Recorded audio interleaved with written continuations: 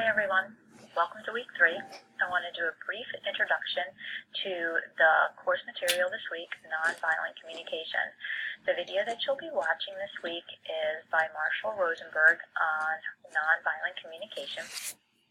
It is definitely a dated video, so just to keep that in mind as you're watching it, but it does drive home some really important points, and it really is a wonderful video to help us start to think about, particularly as social workers, how in our everyday language, in the way that we've been socialized and conditioned to think and behave and interact with each other, there's a lot of violent communication that happens, not just with the overt conversation like yelling and name-calling and verbal aggression, but other types of more subtle aggressions like guilt and blame and using statements that make other people feel as though our emotional reactions and emotional responses are the responsibility of that other person. And that type of guilt and shaming is really very violent language. And so when you watch this video this week, what you'll start to see is it's a very different way of thinking about communicating.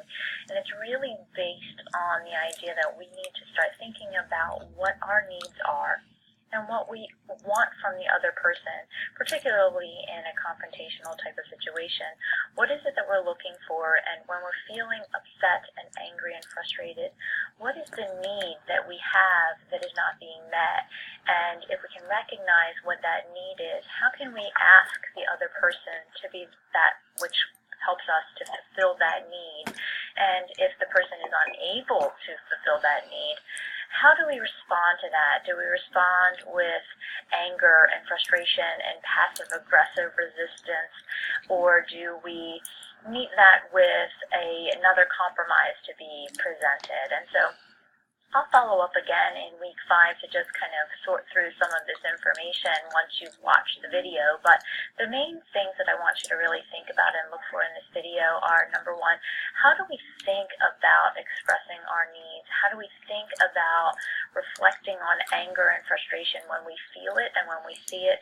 And most importantly, how do we respond to other people who are confronting us with their own frustration and aggression in a way that enables us to hear and listen to their pain and think about what it is they're expressing in terms of their own unmet needs when we're actually trying to maintain and not get into a fight.